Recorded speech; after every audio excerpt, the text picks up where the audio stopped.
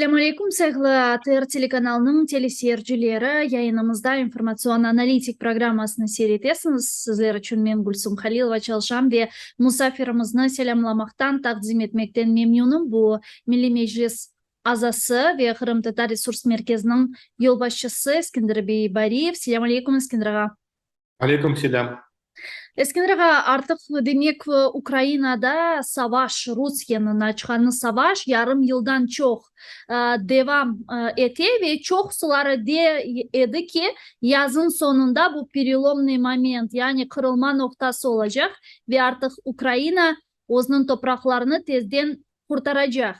Мына сізce бұл қырылма ноқтасы, бұл переломный момент енді gerçekleşti mi? Мен билесем, қырылма ноқтасы башладынды. Эбет, біз көрдік, насыл иш япты бұл Украинаның арби, Украина орды насыл иш япты. Біріншіден олар көстерділер, яда сөйледілер, біз по южному направлению будем проводить контрнаступление. Бұл информацион тарафтан пек яқшы чалышан эділер. Sonra biz gördük Kırım'da böyle aerodromların parçaladılar. Başından kimse Ozun tarafına kimse almadı. Sonra bu ZSU'nun yolbaşçılarını söylediler, biz yaptık. Ben bilesem bu çok güzel çünkü ZSU gösterdi. Bizde ZSU'da öyle kuvvet var. Böyle yapmağa şey onlarda çaresi var. Ama biz gördük, evet Rusya ordular tez bir grupировка yapmaya başladılar.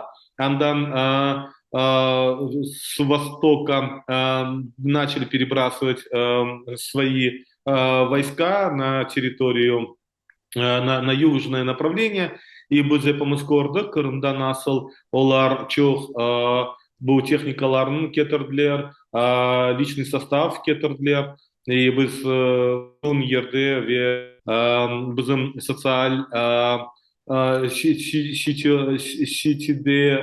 sosyalnych sitях bu mesele hakkında söyledik, gösterdik ve biz gördük nasıl azatlık yaptılar, serbest ettiler Kharkov vilayetine.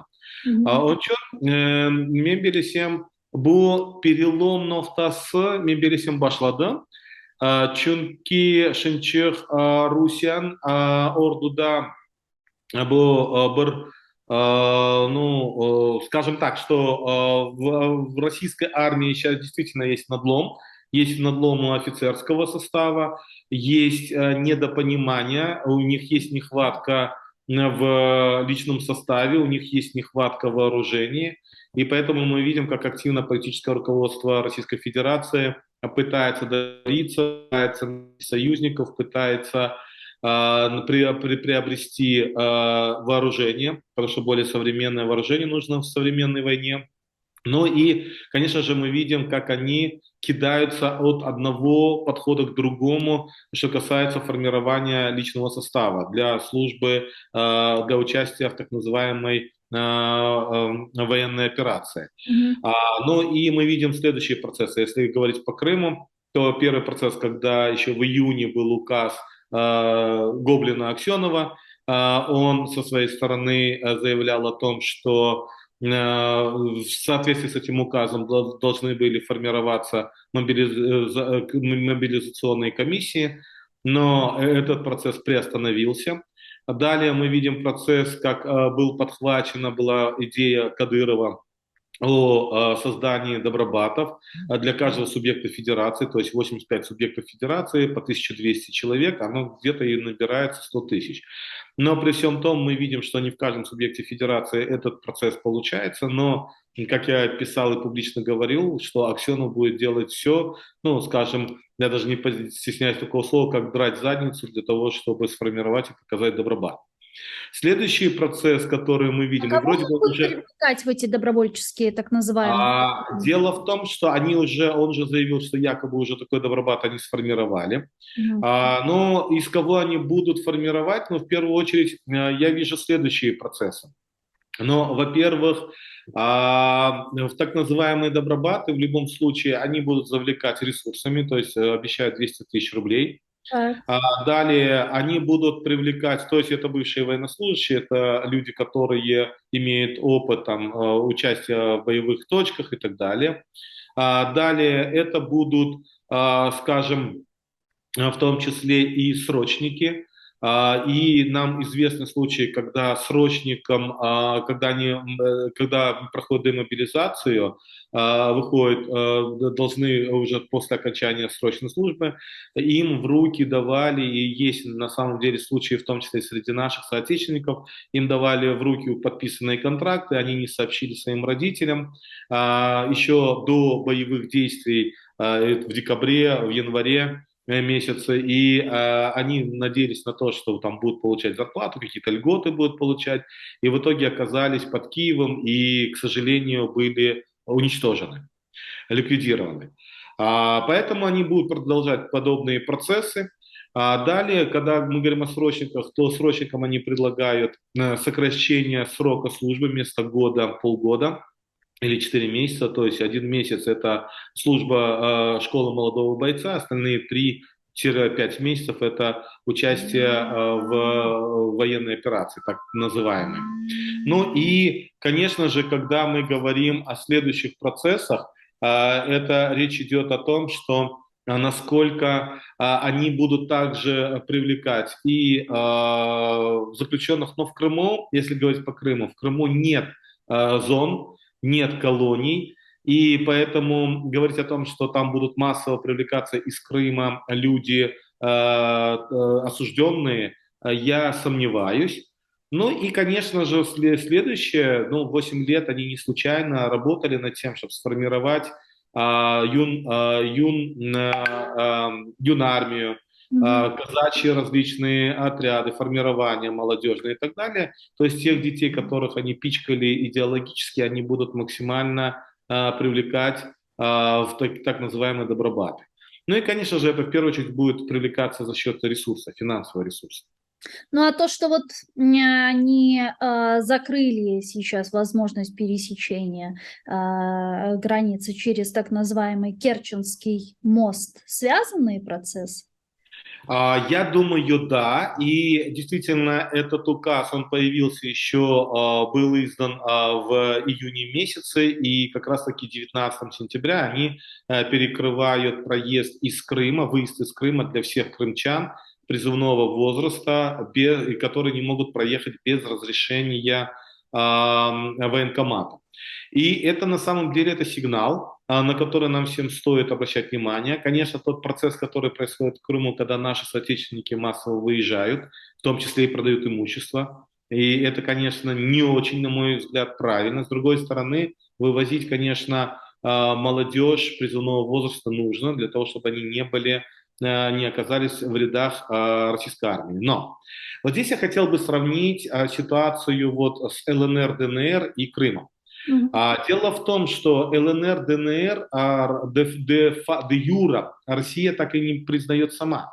Ведь она не признает ЛНРовские и ДНРовские паспорта. И поэтому в ЛНР, ДНР они на улице собирают под видом там тех оккупационных администраций, они собирают, ловят на улице, сажают в автобусы и перебрасывают непосредственно уже на войну. Что Но они касается знали Крыма. ЛНР, ДНР еще накануне вторжения в Украину. Да, но дело в том, что они же ставят задачи сейчас наполнения, и поэтому они будут ловить на улице, и там это будет проходить проще. Что касается Крыма, конечно, я скажу так, что некоторые эксперты говорят о том, что в Крыму, начиная с октября-ноября месяца, тоже они начнут предпринимать подобные действия и будут всех военнослужащих, военнообязанных, скажем так, собирать на улицах, формировать отряды, отправлять на войну в Украину.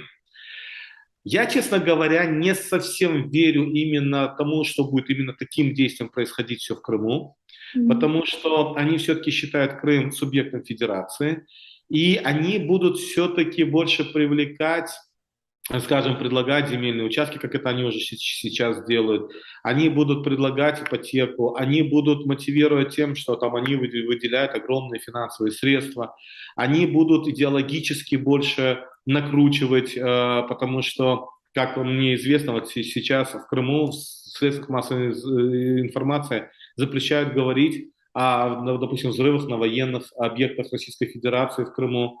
Они им запрещают говорить, давать информацию о событиях военных на материковой части Украины, то есть что происходит в Харькове и так далее.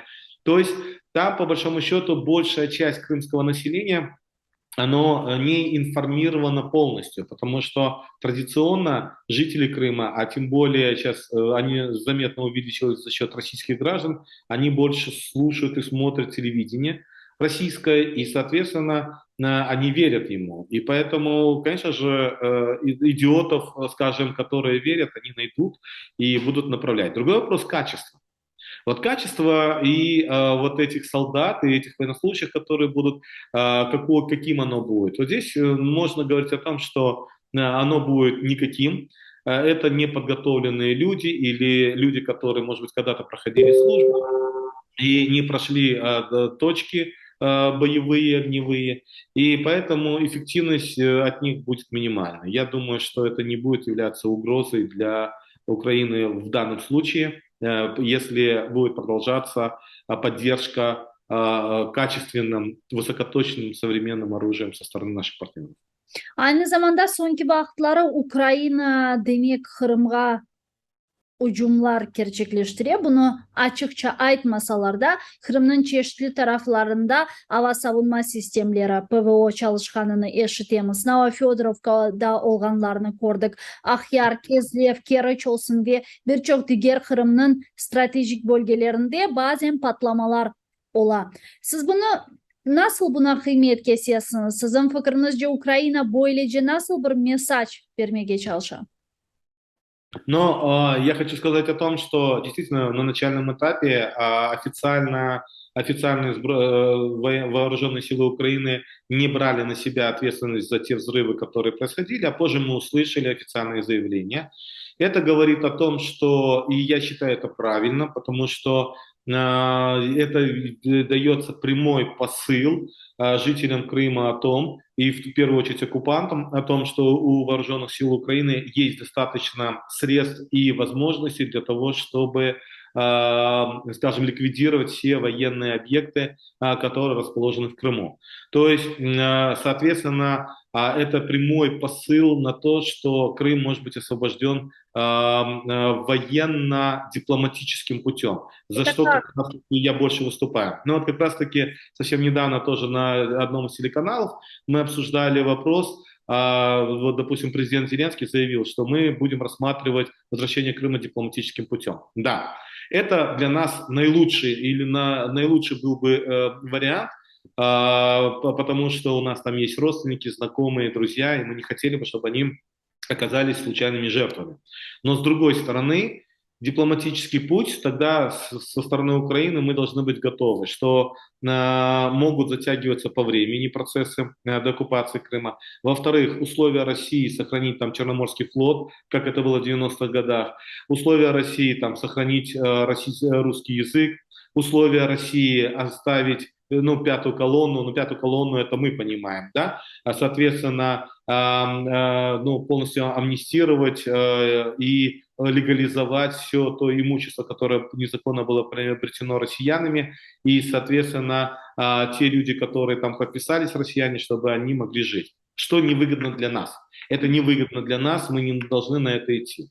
И когда мы говорим о военно-дипломатическом пути, то речь идет о попытке или о подготовке к дипломатическим переговорам только после того, когда все переговоры будут полностью на условиях Украины. Но для этого по Крыму должны быть нанесены серьезные точные удары по всем военным объектам, для того, чтобы все пророссийское население Крыма и российские граждане и коллаборанты самостоятельно покинули Крым, тем самым решили бы проблему, связанную вот с демографической ситуацией. И, на мой взгляд, это было бы правильнее, было бы эффективнее, и таким образом нам бы в дальнейших процессах реинтеграции Крыма было бы намного легче. А Что сколько касается будут длиться такие переговоры? А вот здесь все зависит от того, насколько эффективны будут действия вооруженных сил Украины, потому что дипломатические переговоры, они во многом зависят от, скажем, соотношения сил. И вспомните, если переговоры, когда были переговоры еще там в марте, в апреле, в стамбульские переговоры, то я один из тех, который однозначно говорил, что и на тот момент не нужно было садиться за стол переговоров с россиянами, потому что у россиян была одна позиция. Это ультиматум Украине и требование от Украины капитуляции. И поэтому все остальные разговоры, в том числе о неком там 15-летнем процессе деоккупации Крыма дипломатическим путем, это все были определенные, на мой взгляд, такие инсинуации дипломатические. Поэтому, на мой взгляд, сейчас ситуация кардинально изменилась. Сегодня вооруженные силы Украины показывают достаточно серьезную силу. И то, что сегодня Украина отказывается от переговорных процессов Российской Федерации, это хорошо. Другой вопрос, мы всегда, скажем, посредников там, и в том числе и среди наших друзей, которые хотели бы решить эту проблему. Но, опять же, нужно идти на разрешение проблемы только при наших условиях, и, соответственно, мы, ну, кстати, даже вот совсем недавно появился там некий документ, в котором в том числе говорится о том, что нужно проводить референдум в Крыму. Вроде бы там остальные пункты более-менее нормальные, но о каком референдуме в Крыму мы можем говорить? Когда, во-первых, мы понимаем то, что в демографическом плане состав очень сильно изменился. Во-вторых, мы понимаем, что за 8 лет промыты мозги, даже у тех, которые еще могли нейтрально относиться к Украине. В-третьих, ну, скажем так, что вообще Украина должна сегодня активно работать над тем, чтобы были уже готовы деоккупационные, приняты деоккупационные и реинтеграционные законы. Потому что, ну, обычно в демократических обществах, а Украину мы все-таки относим к демократическому обществу, процессы принятия законов, они не так просты. И вот, допустим, может быть очень быстро ситуация, когда резко изменится ситуация внутриполитическая в России, а это все назревает. И с другой стороны, будет возможность уже возвращаться в Крым. И тогда, не имея инструментария, то есть не имея тех законов, которые будут позволять реинтеграции, то и реинтеграции Крыма, то мы столкнемся с серьезными проблемами, когда в Крыму это будет все затягиваться, будет все проблематично, и как раз-таки это будет негативно работать в нашу сторону. Поэтому об этом нужно сильно думать. Вы сказали, что в России назревают внутриполитические деформации. А в чем это прослеживается? Но, скажем так, для авторитарного режима, для стран с авторитарным режимом очень важны посылы для ближайшего окружения, насколько воспринимаем их лидер. И, допустим, даже последнее совещание, которое проходило в Самарканде, мы как раз-таки Путин ехал туда с определенными намерениями. Потому что в рамках этой встречи, в том числе, там планировались двусторонние встречи с теми или иными государствами.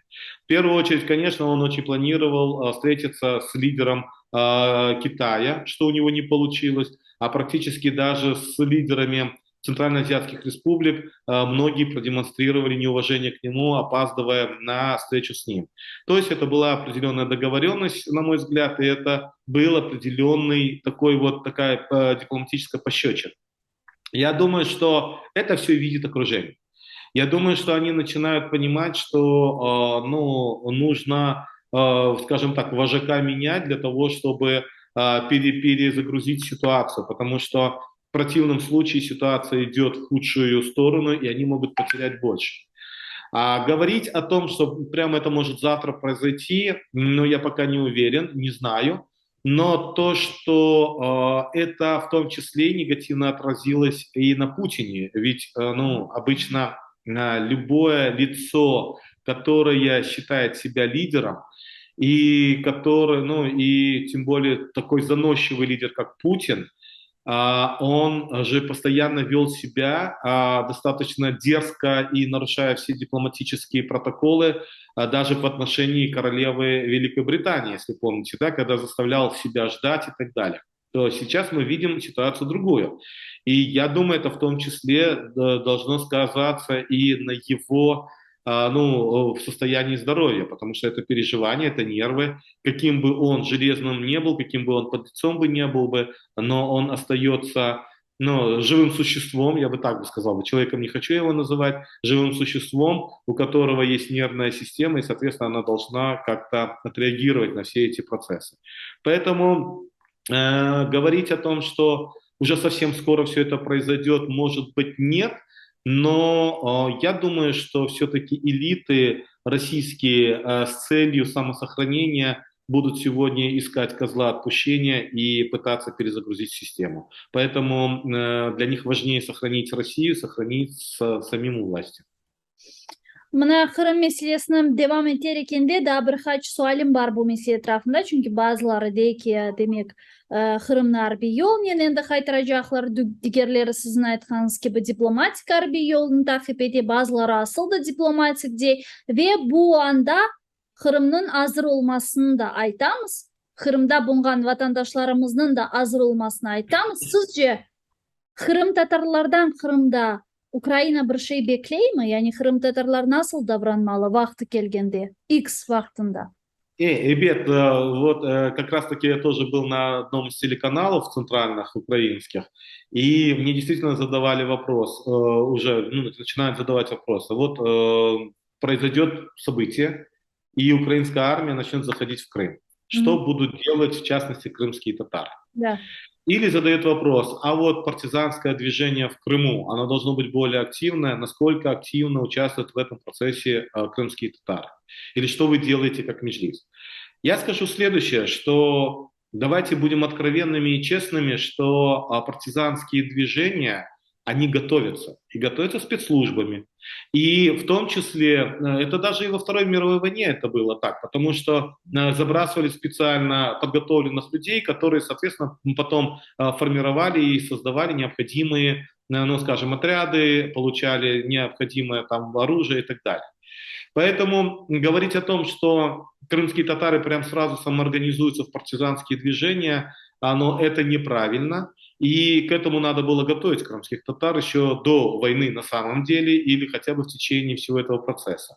Что касается Меджлиса, как не милитарного органа, а представительного органа, то мы, конечно же, заинтересованы в том, чтобы крымские татары занимали активную позицию политическую. Мы заинтересованы в том, чтобы крымские татары сохраняли лицо народа, который борется за права и борется за свою независимость и за свою свободу. Мы, как Меджлис крымско-татарского народа, должны сегодня делать все, чтобы наши соотечественники не выезжали из Крыма, это во-первых, а во-вторых, когда будут заходить уже вооруженные силы Украины, максимально содействовали процессам, потому что за это время много что изменилось. И на местах все равно нужны будут, скажем, наши соотечественники, которые будут подсказывать, что, где, как происходит. Поэтому в этом случае наши соотечественники будут очень полезны.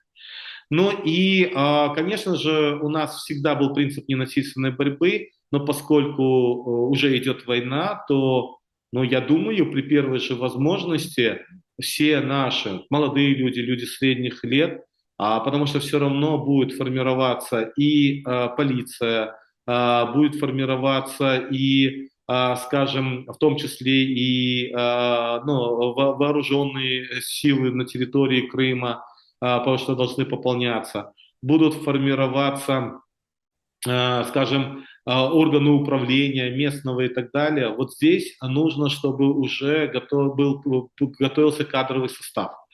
И в этом плане, конечно, для тех, кто живет и находится в Крыму, это сейчас небезопасно оказываться в каких-то списках, если эти списки окажутся в руках врагов. Но во всяком случае мы должны над этим задуматься и думать об этом процессе, потому что завтра надо, чтобы наши специалисты были эффективными и полезными и содействовали тому, чтобы наша Родина как можно быстрее была очищена от нацистских и шовинистских элементов, я бы сказал бы так. Sizin fikrinizce Kırım'ı demek terk etmeleri için Kırım köprü saklanılması gerek mi ya da yok? Demek kirgen Rus vatandaşlarının ve askerlerinin. Но скажу так, с одной стороны, конечно же, удар по Крымскому мосту и разрушение Крымского моста добавит или ускорит процесс разрушения внутри политической перезагрузки в Российской Федерации. Потому что это имидж Путина, это символ Путина, и разрушение Крымского моста, ну, это будет достаточно сильной такой точкой для разрушения власти Путина. И, кроме того, разрушение Крымского моста будет способствовать тому, что переброска личного состава вооруженных сил Российской Федерации и техники на территорию Крыма приостановится. Но есть другая составляющая. Есть другая составляющая, когда мы говорим как ускорить или как способствовать тому, чтобы пророссийское население выезжало из Крыма, как ускорить или способствовать тому, чтобы вооруженные силы Российской Федерации как можно быстрее покидали Крым. И вот здесь мы находимся, я во всяком случае нахожусь перед дилеммой. Что первично, что вторично. С одной стороны, что первично? Важнее мост ударить или важнее все-таки оставить мост напоследок, чтобы они успели убежать, зачистить Крым? Потому что, с одной стороны, если будет нанесен удар, разрушен мост, то заложниками в том числе могут остаться наши соотечественники.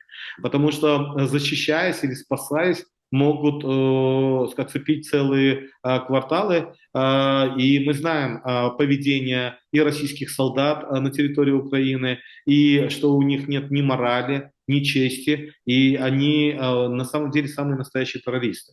И вот это меня больше всего беспокоит. С другой стороны, я думаю, что все-таки первоначально должны быть нанесены высокоточечные удары по всем воинским частям, в первую очередь по Черноморскому флоту, по штабам, по аэродромам, по тем местам, где они проводят учения, допустим, в Перевальном и так далее. Если будут нанесены серьезные удары, то, на мой взгляд, при этом оставив мост, на мой взгляд, начнется процесс реальной, так сказать, эвакуации пророссийских граждан. Вот как раз вот мост нужен будет.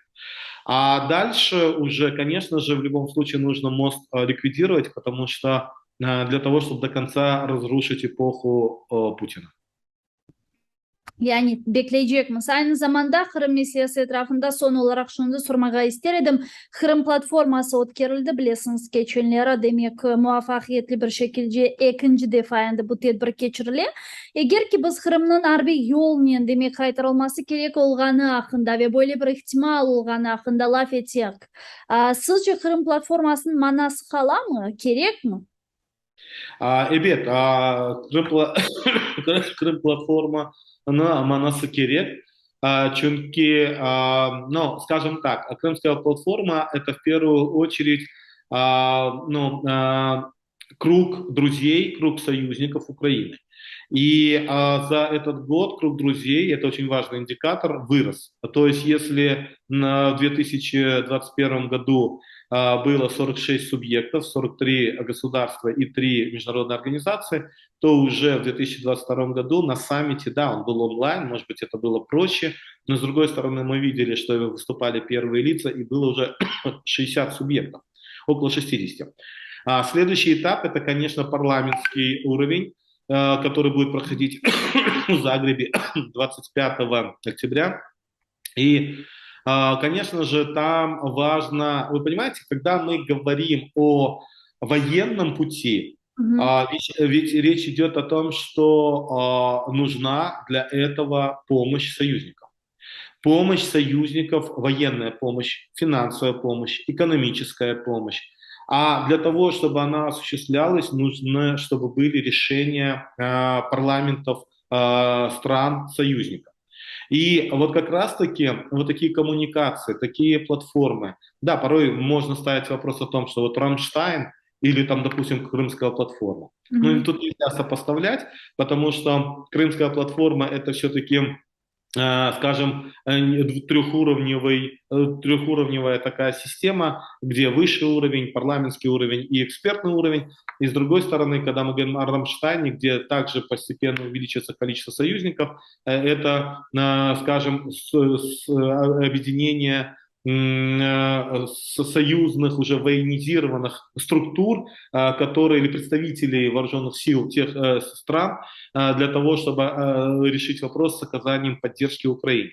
Поэтому в любом случае военнослужащие или представители вооруженных сил не могут принимать полностью самостоятельное решение без поддержки своих национальных парламентов. Они не могут принимать решения, там, допустим, уже правительства без решения парламента, потому что это связано и с бюджетами, это связано с экономикой тех или иных стран. И поэтому все эти, скажем, структуры, они важны, они в той или иной мере взаимосвязаны между собой. Другой вопрос, а что делать или что предлагать? Другой вопрос, какое место должен занимать Меджлис в этом процессе. И вот, на мой взгляд, мы сегодня должны делать все, и вообще сейчас мы продумываем, чтобы сделать заявление, чтобы, к примеру, в преддверии парламентского измерения Крымской платформы мы были такими вот инициаторами создания постоянной парламентской ассамблеи Мгм. Крымской платформы. Понятно, это дополнительные ресурсы, понятно, что это структурно должно создаваться. Мы должны говорить о том, что в парламентской и в том измерении Меджлис должен принимать участие как субъект, потому что это выборный орган коренного народа. И когда мы говорим о Крыме, то это однозначно. Третье, мы, конечно, должны предложить, скажем, ряд предложений, которые могут или должны принять национальные парламенты, и такие решения будут способствовать быстрейшей деоккупации Крыма. И это очень важно, и над этим надо сейчас работать. А какие это могут быть решения? Ну, к примеру, в том числе там признание, допустим, Российской Федерации страной-террористом или страной, поддерживающей терроризм. Да? Мы знаем, что есть инициатива или поддержка Сената США, но при всем том Госдепартамент США пока еще не, скажем, пропустил это решение. Мы знаем, что или там это поддержали ряд балтийских стран. Там, допустим, признание геноцидом, скажем, те события, которые были там в Буче или происходят в Украине. И при всем том, на этом фоне признание депортации крымских татар и оккупация Крыма как продолжающийся геноцид. Далее, А что, к примеру, меняет признание России государством-террористом или спонсирующим терроризм? дело в том, что если государство, спонсирующее террорист, ее признают государство, то там автоматически вводятся дополнительные санкции, А, ну, уже более жесткие. Тут санкционная политика, политика непризнания власти этого государства. И, соответственно, здесь ну, страна становится, ну, Россия, в принципе, и сейчас изгой, но она становится большим изгоем, и это подтверждается уже, скажем, решениями на законодательном уровне, решениями парламента. И это действительно еще будет больше загонять, потому что когда, вот, допустим, если мы будем опираться на США, то признание Российской Федерации, почему Госдеп сдерживает? Потому что там, допустим, когда будет принята в США полностью Россия как страна-спонсор терроризма, то в отношении тех стран, которые ведут какие-либо взаимоотношения, даже дипломатические, с Российской Федерацией, должны вводиться мощные и серьезные санкции. Поэтому вот здесь вот понятно, что дипломаты, политики эти вопросы пытаются взвешивать, прежде чем принимать такие решения.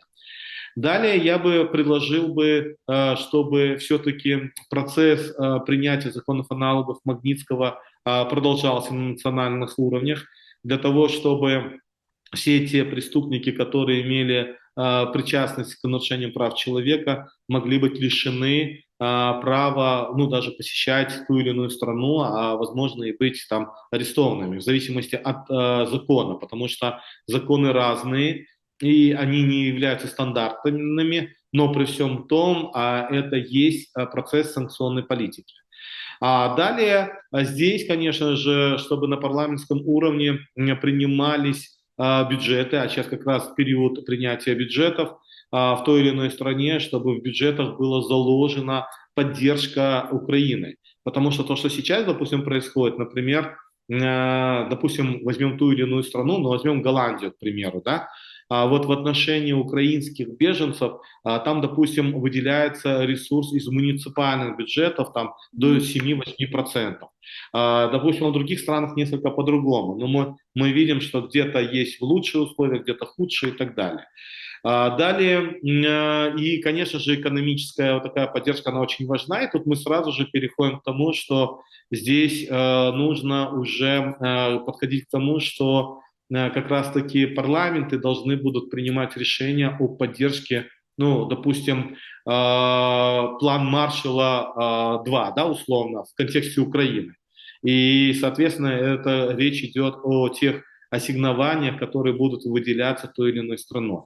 Поэтому вот все вот такие вещи, они важны, и поэтому парламентский уровень, он очень важен. И здесь очень важно нам, чтобы Меджлис, ну, в принципе, у нас и так происходят процессы, когда мы встречаемся с депутатами, с руководителями парламентов тех или иных стран, которые входят в Крымскую платформу. Но при всем том хочется, чтобы Меджлис был большим субъектом в этих процессах. И я думаю, здесь украинский парламент и украинская власть этому не должна препятствовать.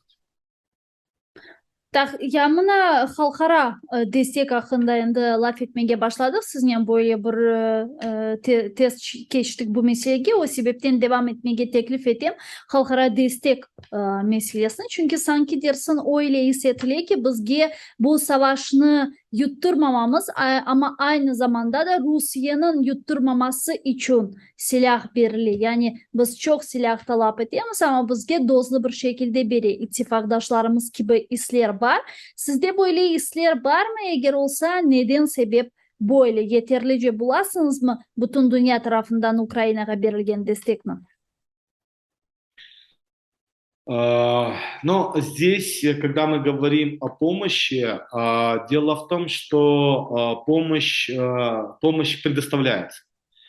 Дело в том, что не всегда то, что мы слышим из публичных заявлений, ну, дается полная информация. Ну, понятно, идет война, и во время войны ну, должны быть секреты, не должно быть полной информации, как что происходит.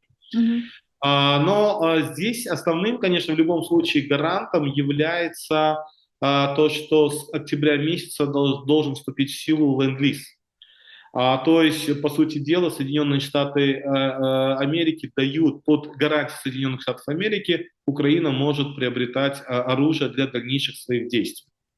Поэтому, конечно же, порой или часто мы слышали такие моменты, когда вот не хватает, там, допустим, хаймерсов, когда нет хармсов или не хватает там других видов оружия. С другой стороны, мы видим, вот если ситуацию с наступлением взять, то и теми же взрывами в Крыму, они же смогли быть осуществлены по появлению хармы. Это вооружение, которое уничтожает или разрушает полностью локационную систему противника. И таким образом, действительно, российские радиолокационные системы, которые были уничтожены, они не смогли своевременно зафиксировать, и поэтому были нанесены точные удары и достаточно эффективно. Конечно же, здесь вот ситуация, которая связана с дальнейшей поддержкой. Здесь очень много зависит от того, какое будет настроение у европейских граждан. Но я скажу так, что я был вчера приятно удивлен, когда мне дали информацию, что, к примеру, в Голландии голландцы говорят о том, что они в эту зиму готовы купаться холодной водой, без горячей воды, из-за энергетических проблем, из-за энергетического шантажа, который проводит Российская Федерация, но они готовы поддерживать Украину. Вот, конечно же, не все такие страны, не везде такие люди, как, к примеру, в Голландии. Мы знаем ситуацию, что несколько другая или совершенно другая в Венгрии.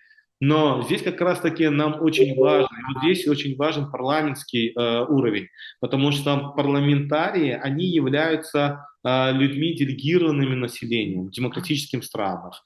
И именно депутаты могут до своих избирателей донести, почему важно помогать Украине.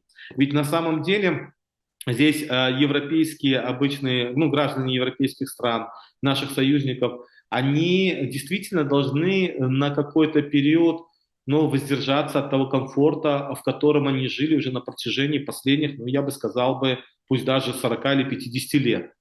И действительно, самая благополучная территория на Земле и самые высокооплачиваемые это всегда была Европа.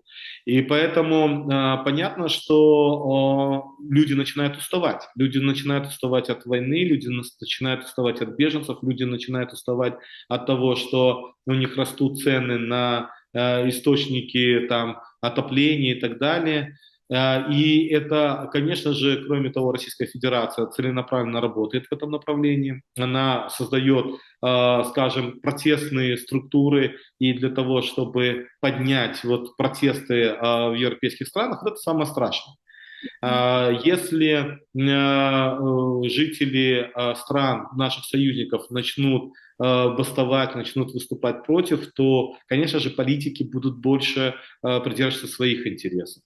Поэтому здесь очень важно, и в том числе, и, насколько я слышу, определенные посылы, самой Украине очень важно, и в том числе и посылы со стороны ну, таких вот разведструктур наших партнеров, о том, что очень важно, конечно, серьезные операции как можно быстрее завершить. Ну, когда они завершатся, это другой вопрос. И поэтому здесь нужно продолжать активно работать с населением стран-партнеров для того, чтобы все-таки поддержка продолжалась, потому что действительно Украина самостоятельно не справится с ситуацией. И, конечно, в этой ситуации, ну, я думаю, все усилия, все те жертвы, которые есть, они будут на смарку. Ахат инде burçak ülkeler bizne destek edi. Hatta geçenlere men yanlışmasam Amerika Birleşken Devletleri'nin %80% vatandaşları Ukrayna'nın NATO'ga koşulmasını destekley. Mına garanti безопасности dep aytalar da sizin fikrinizce Ukrayna'nın NATO'ga kirmesi bu tehlikesizlik garantiyelerini verebilir mi ya da artık NATO pek de mühim değil? Но дело в том, что если Украина вступит в НАТО, то там есть 5-я статья. И, конечно же, это гарантия безопасности. Конечно же, ну, мы даже являемся свидетелями того, как активно после беспрецедентных действий Российской Федерации в отношении Украины активно начали инициировать вступление в НАТО и Швеция, и Финляндия. Потому что они реально осознают, что, находясь в НАТО, они будут защищены 5-й статьей, и, соответственно, конечно же, Российская Федерация уже задумается, прежде чем там, нападать на эти страны. И мы это видим, и Россия, если первоначально там угрожали ее информаторы и пропагандисты, в том числе и Финляндии и Швеции, то сейчас относительно Финляндии и Швеции они уже практически закрыли рты. Поэтому это и есть гарантом безопасности. Мы об этом, честно говоря, еще говорили и в 90-е годы. Когда я был еще лидером Крымско-Татарского молодежного центра, мы с Молодым Рухом проводили очень много кампаний, связанных именно с поддержкой НАТО, вернее, вступлением Украины в НАТО. Мы это делаем и сейчас, в частности, Крымско-Татарский ресурсный центр, когда мы пытаемся максимально развенчивать мифы и фейки против НАТО на территории Крыма, крымскими СМИ. И таким образом мы пытаемся давать посылы, потому что после деоккупации мы получим в лучшем случае 2,5 миллиона граждан, которые ну, жили когда-то до оккупации. В худшем случае плюс еще там ряд российских граждан, которые каким-то образом останутся жить. в Крыму, то, соответственно, за это время у них промыты мозги. Когда мы говорим, поэтому здесь нам уже сейчас нужно думать об этом. Почему были, когда говорят о гарантиях, почему начинали выстраиваться параллельные, скажем, такие вот, скажем, такие структуры, когда были посылы, сделать там союз Британии, Польши, Украины и так далее. Но я скажу, это в том числе и, на мой взгляд, были тактические дипломатические ходы. И в первую очередь здесь нужно признать большие заслуги Великобритании, которые как раз-таки давали определенные посылы для других стран-членов НАТО, что на фоне НАТО политика военного альянса, потому что это политика, в первую очередь, военный альянс, могут сформироваться новые формирования, новые структуры безопасности, куда могут, в том числе члены НАТО, которые будут видеть слабость, переметнуться именно в новые структуры.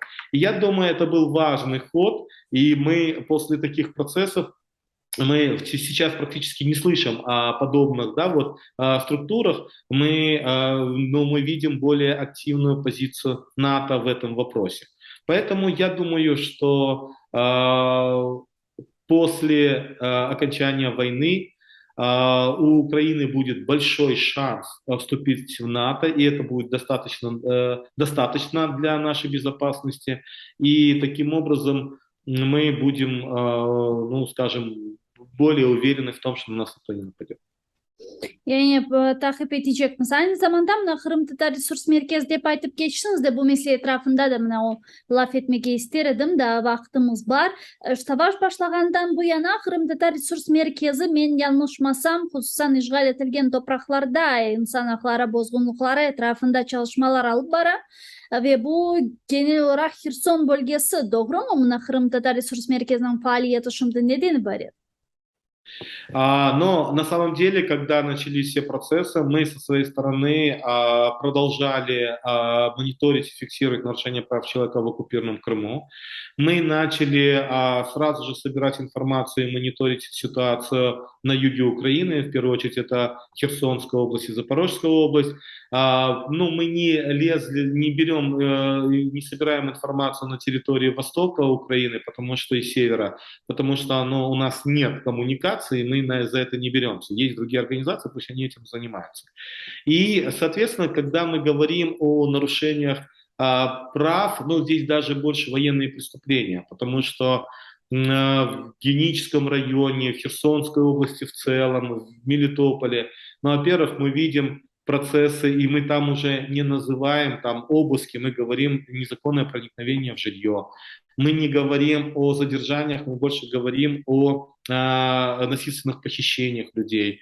Мы говорим больше уже, но при всем том я скажу, что когда мы своевременно реагировали, нам своевременно сообщали люди, то, ну, я скажу так, десятки людей, которые оказались на свободе после их насильственного похищения, ну, это в том числе и активная, или в первую очередь активная работа Крымско-Татарского ресурсного центра.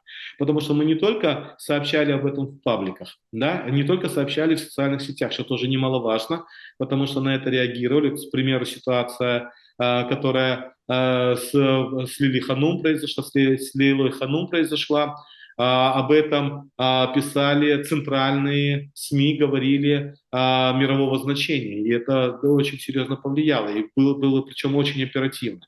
Мы же в том числе сразу же готовим документы непосредственно в рабочую группу по насильственным и недобровольным исчезновениям ООН. И, соответственно, эта рабочая группа реагирует, непосредственно дает запросы в Российскую Федерацию. И через некоторое время действительно находились люди, которых просто потом отпускали. Хотя, я скажу так, я не буду называть имена, но есть случаи, по которым, хоть и была реакция ФСБ в виде писем, но по нашим каналам есть информация, что, ну, судьба этих людей, ну, достаточно, ну, как бы выразиться, ну, сложная, да, и Мы не все можем раскрывать сегодня родственникам, потому что ну, это тяжело, и мы должны быть на 100% уверены, что это действительно так. Но при всем том оккупанты на это реагируют.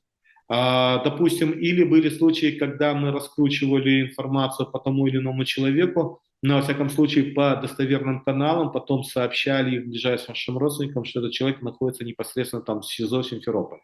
Такое тоже было.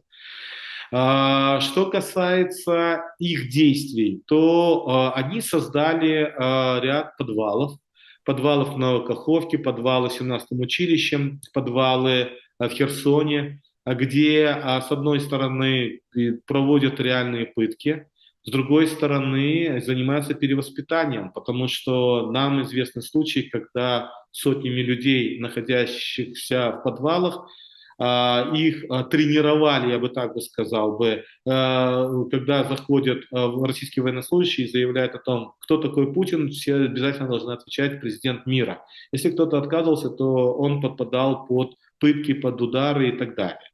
Конечно же, более реальные вещи, реальную информацию мы узнаем после деоккупации этих территорий, но я вам скажу и так, что врываются в дома, начинают, там, завязывают глаза, вывозят, ломают руки, забирают автомобили, забирают деньги, или могут вывести человека, выбросить, и он может оказаться где-то на кладбище, или там, допустим, где-то в поле. Такие случаи тоже есть. И, кстати, это все тоже зависит от того, насколько мы оперативно начинаем заявлять, что пропал человек в таком-то месте, в Но такое-то время. если это в отношении исключительно более активного населения, или там абсолютно рандомно выбирают людей и подвергают подобным пыткам, Ну, репрессиям? у них, особенно если мы берем Херсонскую область, Генический район, ну, туда же попадает и Мелитополь.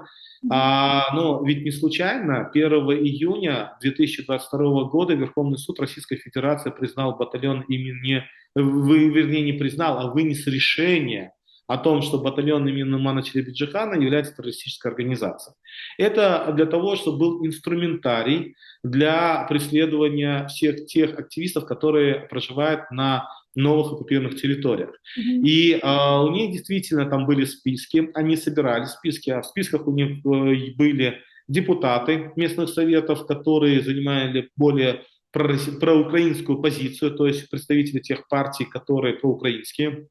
В этих списках у них в том числе и активисты, которые принимали участие в крымской блокаде 2015 года. И на самом деле они ну, мстят, они активно мстят в этом плане. Там люди, которые имеют причастность к организации «Аскер», ну, то есть так называемому батальону имени Нумана Челебиджихана. У них в списках есть проукраинские активисты, атошники. И вот таким образом, допустим, по атошникам реально в той же Новоалексеевке был случай, когда они приезжали на БТРах и просто с БТРов атаковали квартиру, где находились бывшие атошники. И поэтому мы еще узнаем о том, сколько, потому что, допустим, даже ряд атошников неизвестно, где они сейчас находятся. И неизвестно, живые они или нет. Есть предположение, что, возможно, они были также либо выкрадены, либо убиты. Или, к примеру, когда мы говорим о батальоне имени Нумана Челебиджихана, вот по нашим данным, то, что мы промониторили, фиксируем, сегодня в застенках, в местах несвободы находится 21 человек, обвиняемый по делу имени Нумана Челебиджихана, батальона. Из них, получается, 6 человек были арестованы еще до начала полномасштабной агрессии, 15 человек уже после, и большая часть из них, основная часть, это на территории Херсонской области, уже были задержаны и вывезены. Но нам дают информацию, что таких людей до 30.